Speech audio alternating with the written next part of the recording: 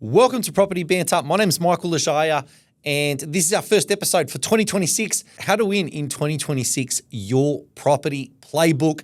This episode is going to discuss how the game's changing, how to not just safeguard your next purchase and ensure that you're buying something that's not going down in value, but how to actually make money in a changing market when interest rates are predicted to rise, unaffordability creeping to new heights, how to buy the right investment property. I'm going to reveal it all, the exact strategy. I'm also going to reveal which capital cities we're investing in and that you should be investing in 2026. And I'm also going to give you a regional, and then I'm going to break it down even further and give you the exact suburbs to be buying there that represent good value for money, good data set, and will perform in well into the double digits in 2026. Let's go.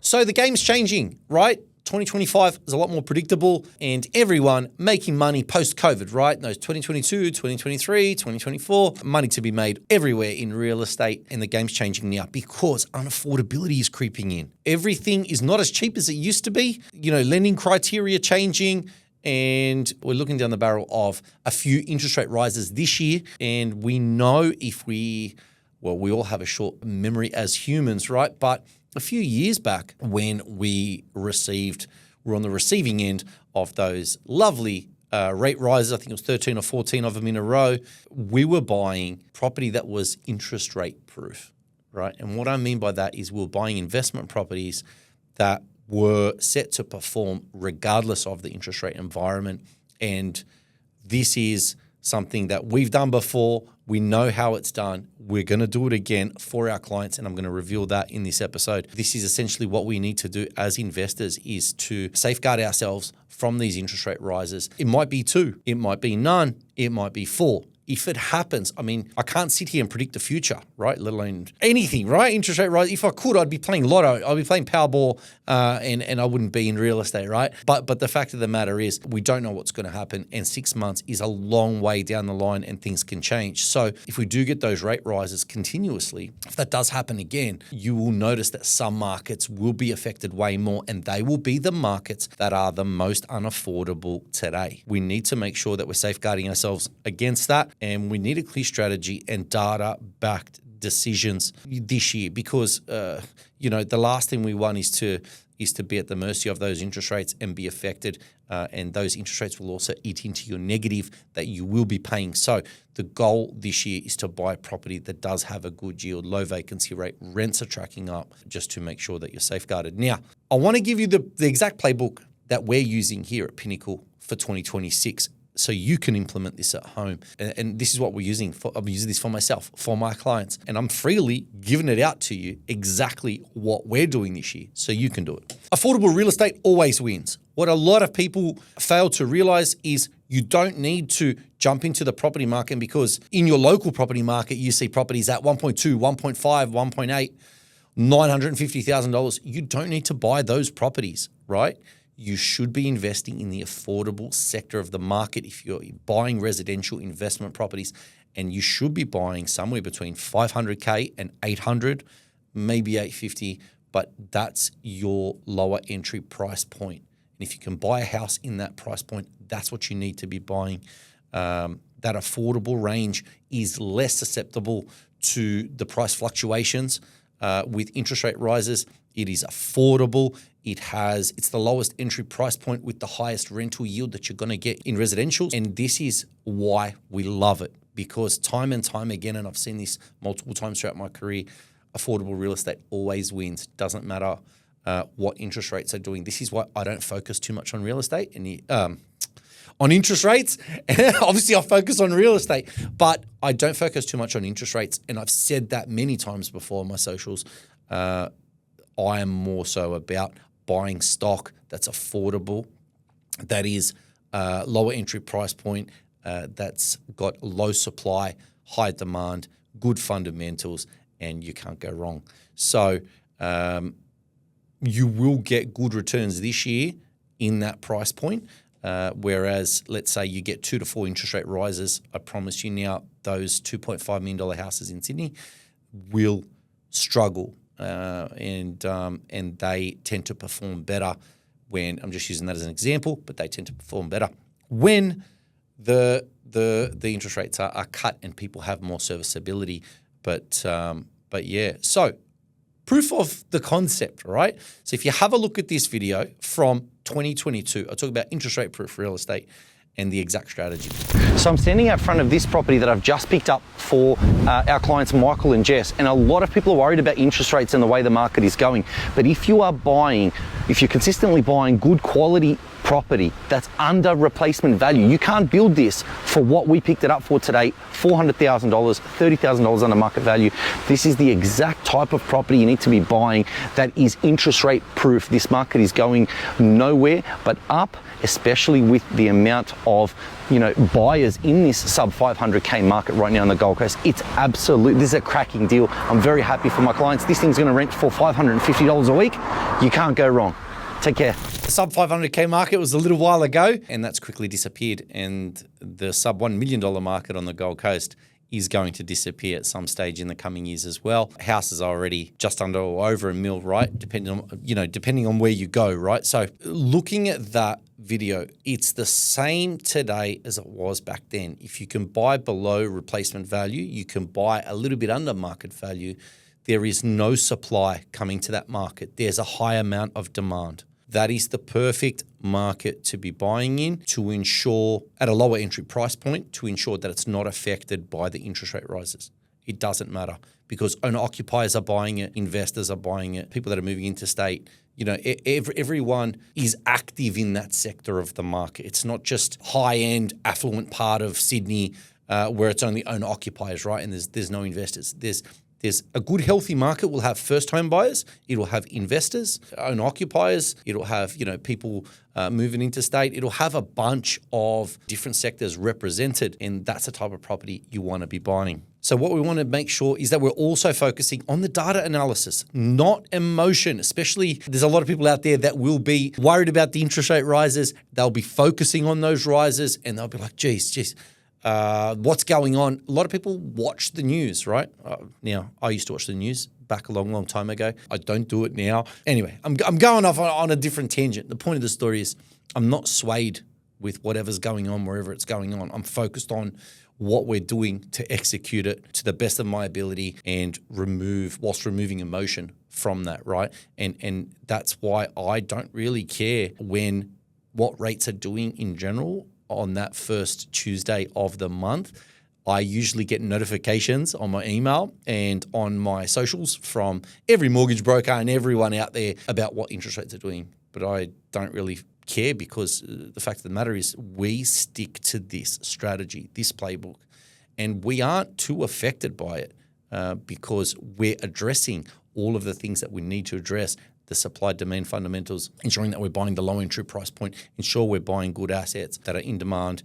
I'm going to come to asset selection shortly, but everything's backed by data and you're making sure that you're essentially crossing all the T's, dotting the I's, making sure that you're protected because it's not about just safeguarding or protecting your portfolio. It's about finding a market that's going to perform. There's 15,300 suburbs in Australia. And whilst there is no Australian property market, we talk about the Australian average property prices and what's the Australian property market doing, but there are 15,300 suburbs all performing differently.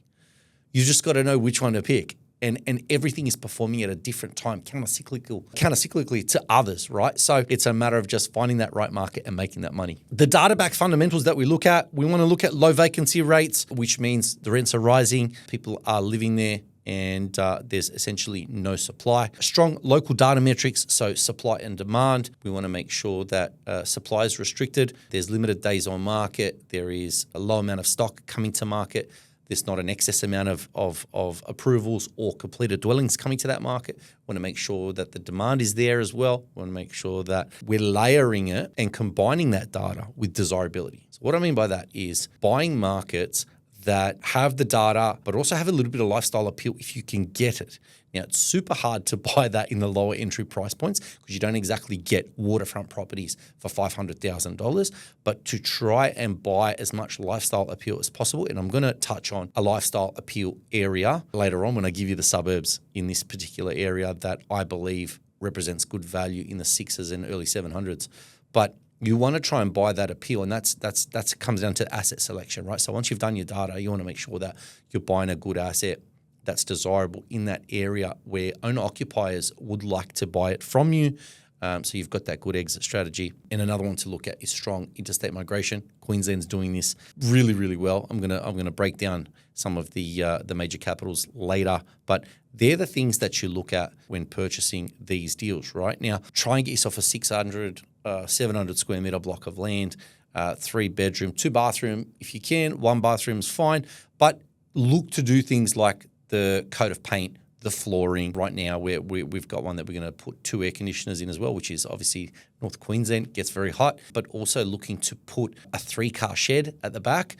Queenslanders love their sheds. Everyone's got toys. Everyone uses sheds for different reasons, but a good prefab 3-car shed with plumbing and electricity is great value add that I love utilizing. That doesn't cost a lot of money, right? You don't have to go in this particular suburb that we're buying. We can't put a granny flat, but we can put the shed on the back of it, right? If it has plumbing like a kitchenette and a bathroom and all that sort of stuff, even better. Not that it can be used as a granny flat, but whatever you do with it is not my business, right? But at the end of the day, the goal is to turn that property into an owner-occupier appealing property. So your typical 600 square meter, like Logan, for example. Let's look at Logan. If you're not putting a granny flat, you're not going to spend $150 to $200 on a granny flat. You can put a shed, a 3-car shed, prefab shed on that property for not a lot of money. Depends on what contractor you get, but it's sub $50K spend. If you want a really, really good one, up to $100K for an amazing one like one I'm doing on one of my investment properties, that's going to be an absolutely huge one. I'll do a video on that as well. But it's really just not a lot of spend to convert a property to a standard type of 311, ex-housing commission style or no appeal, to all of a sudden, okay, this is appealing to a first home buyer.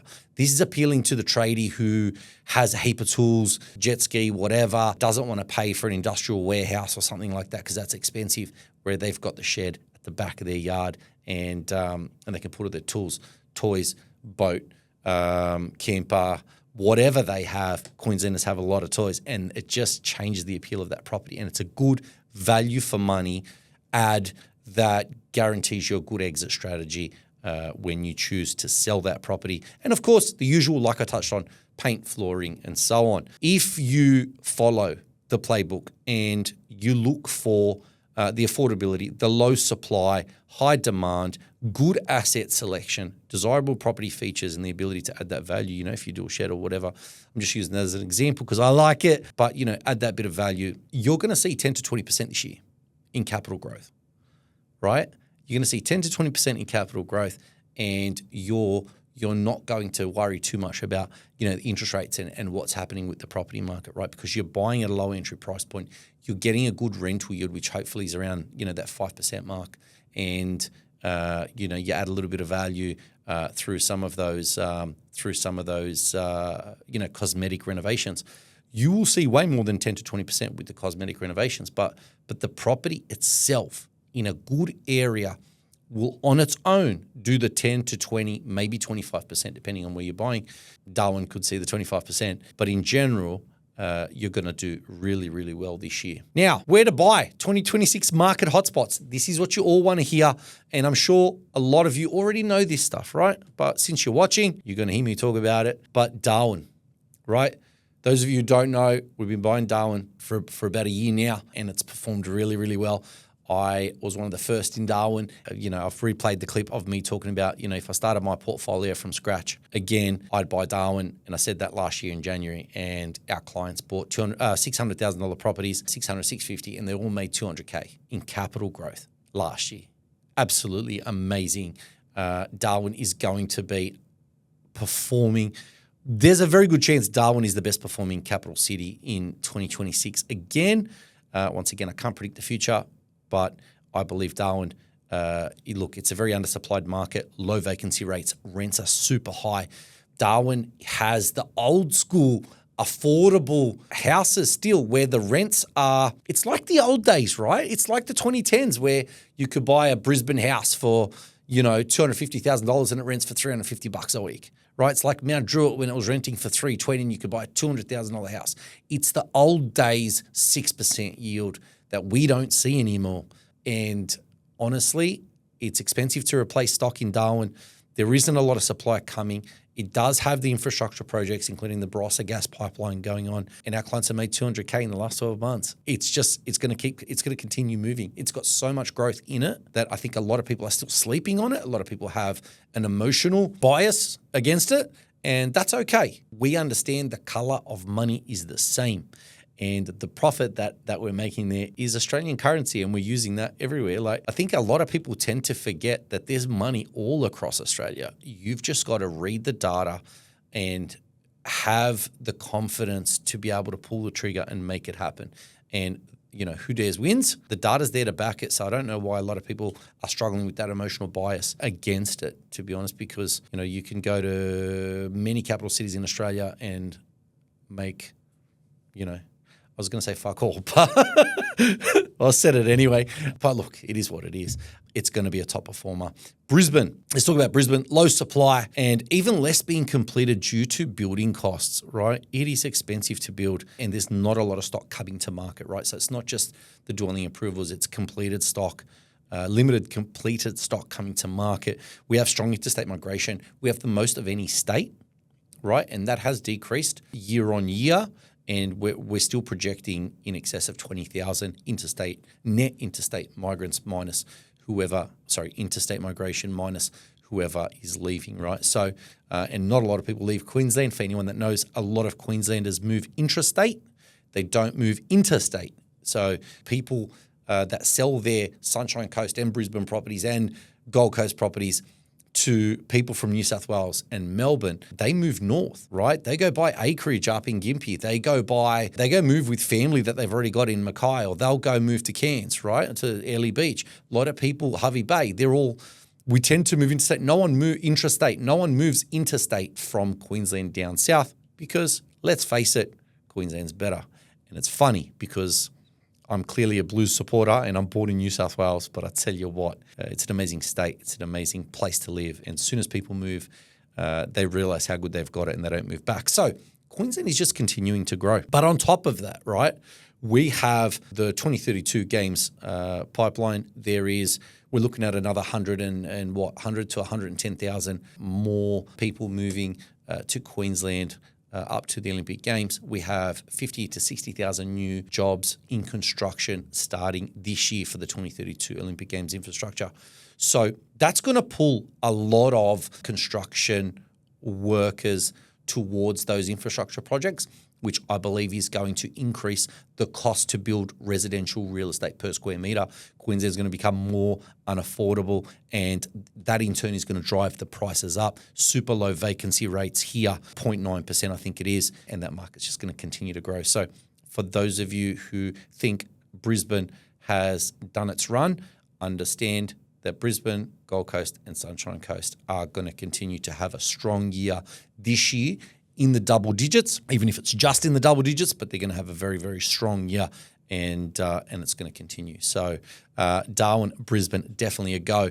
Now, let's talk about Perth.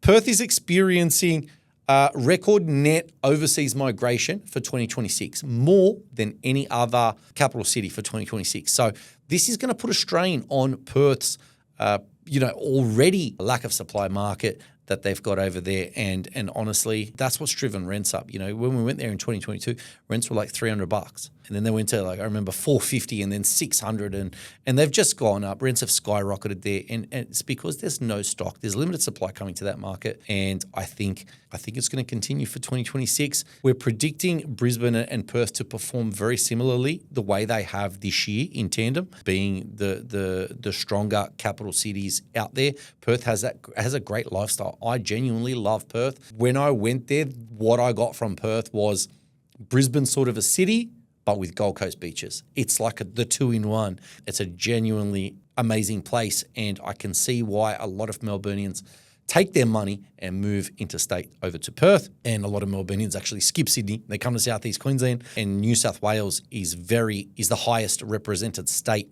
that's moving to Queensland. Anyway, point of the story is everyone's going to Queensland or they're going to WA. So we're going to continue seeing Perth perform really, really well in the double digits. Selecting the right suburb is critical there to ensure that you outperform the market, but, somewhere around that 10 to 15% for Perth this year, you can outperform that the way we outperform on the East Coast by buying the right suburbs and the right asset in that suburb.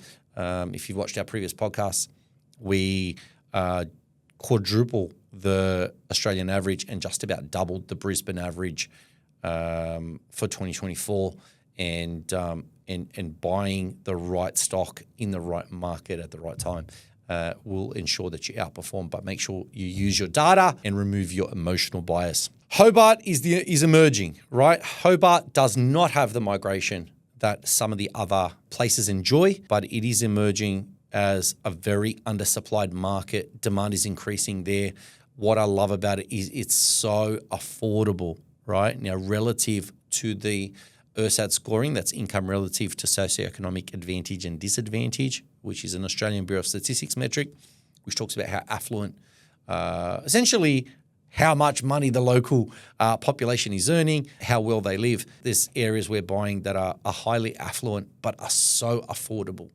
They are cheaper than Logan, but they are earning incomes that are very, very high. And these markets have low supply and they have so much room for growth based on the local wages. And we're also seeing a lot of interstate investor activity, buyer's agent activity, but that's a healthy market where first home buyers can buy.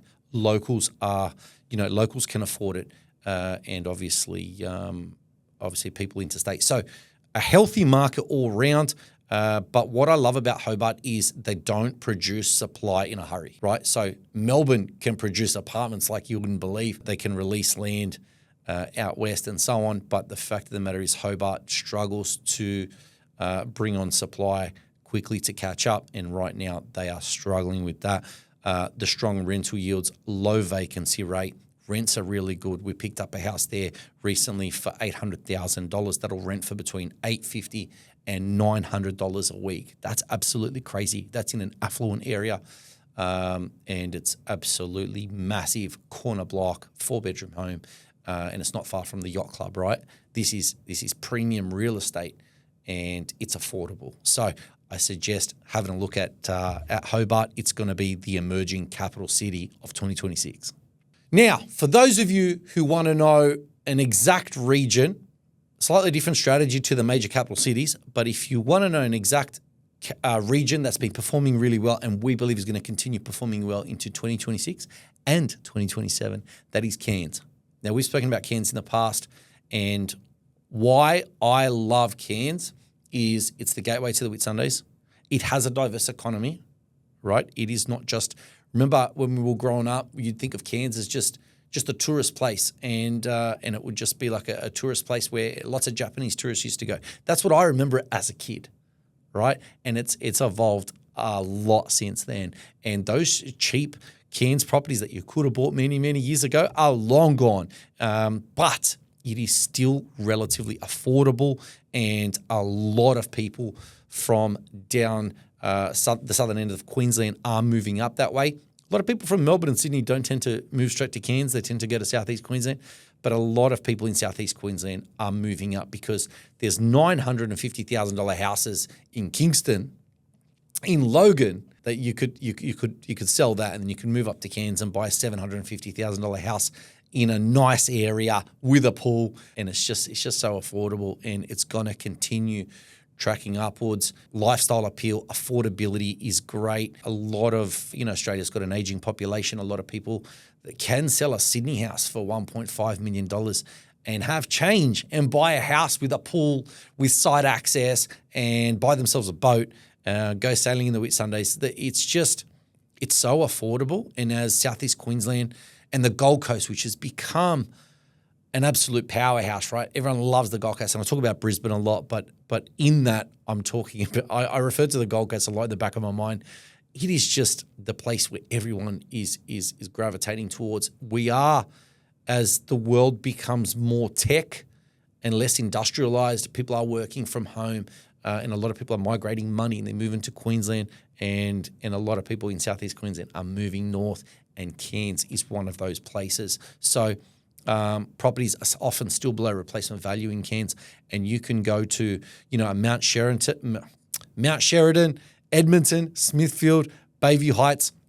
These are some amazing suburbs, and we're going to have David on, who's a real estate agent from one of the best agents in Cairns. He's going to be on our podcast in the next month or so talking about Cairns. So stay tuned for that.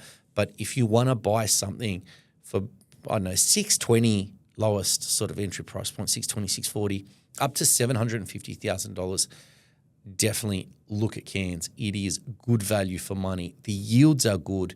There's no supply, and it's a good lifestyle play where people will continue moving to in the future because it just offers that lifestyle, right? So obviously avoid some of the bad areas, but you know what? That being said, they grow as well.